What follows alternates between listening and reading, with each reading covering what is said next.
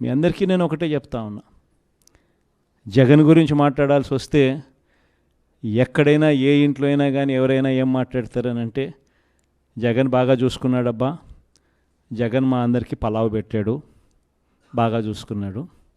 కానీ చంద్రబాబు నాయుడు బిర్యానీ పెడతానన్నాడు, కాబట్టి కాస్తో కూస్తో మోసపోయాము.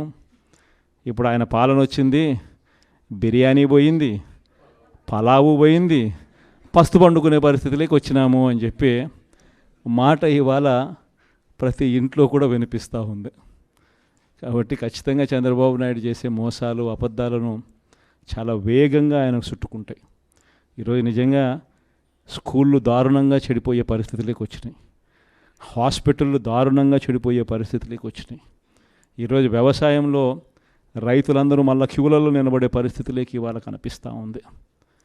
ఇవాళ మొట్టమొదటిసారిగా మనం అధికారంలో ఉన్నప్పుడు నేరుగా ఇంటి దగ్గరికి వచ్చి తలుపు తట్టి సేవలు అందించే పరిస్థితి నుంచి ఇవాళ మళ్ళీ తెలుగుదేశం నాయకుల చుట్టూ తిరగాల్సిన పరిస్థితులకి మళ్ళీ ప్రతి గ్రామంలోనూ ఈరోజు ప్రతి పేదవాడు కూడా చేయాల్సిన పరిస్థితులు మళ్ళీ ఉత్పన్నమయ్యాయి.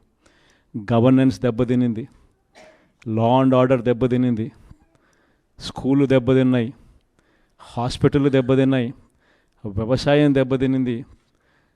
పేదలకు ఏదైతే తాను చేస్తాను అని చెప్పి ఏదైతే చెప్పినాడో ఆ చెప్పిన ప్రతి మాట కూడా అబద్ధం కింద ఈరోజు రుజువు అవుతూ ఉంది.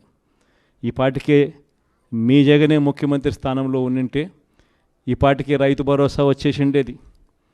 మీ జగనే ముఖ్యమంత్రిగా ఉండింటే ఈ పాటికే అమ్మఒడి వచ్చేసి ఉండేది. మీ జగనే ముఖ్యమంత్రిగా ఉండింటే ఈ పాటికి అక్క చెల్లెమ్మలకి అందరికీ 0 వడ్డీ కింద డబ్బులు కూడా వచ్చుండేటివి.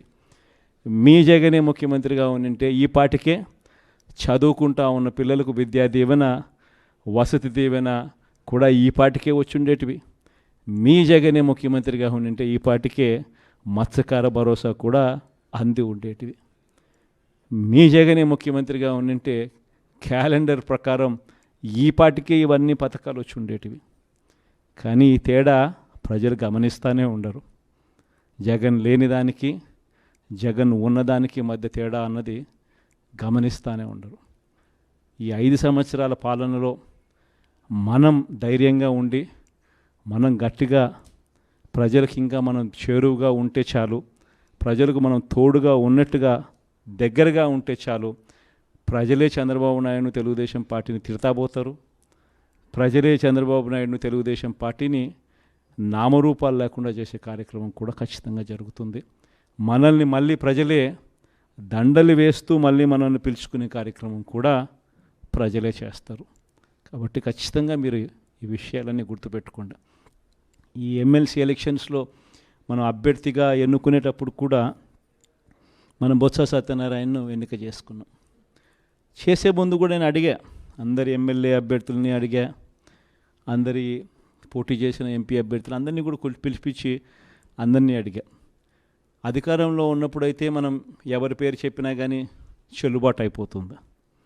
కానీ ప్రతిపక్షంలో ఉన్నప్పుడు మనం ధీటైన అభ్యర్థిని మనం పెట్టలేకపోతే, ఆ పెట్టే అభ్యర్థి అన్ని రకాలుగా మోటుకునే కెపాసిటీ ఉన్న అభ్యర్థిని మనం పెట్టుకోలేకపోతే మనం నష్టపోతాము అన్నది ప్రతి అభ్యర్థి కూడా నాకు చెప్పడం జరిగింది.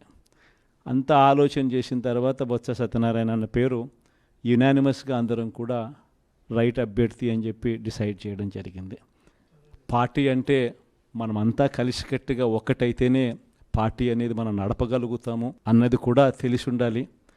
మనమంతా ఐక్యంగా కష్టపడే కార్యక్రమానికి మనమంతా అడుగులు ముందుకు వేయడానికి సిద్ధపడాలి అని మిమ్మల్ని అందరినీ కూడా కోరుతూ, బొత్స సత్యనారాయణను మంచి మెజారిటీతో గొప్పగా మన పార్టీ ప్రతిష్టను పెంపొందించే విధంగా అందరం కూడా తోడుగా ఉండి సహాయ సహకారాలు అందించాలని మిమ్మల్ని అందరినీ కూడా కోరుతా ఉన్నాను.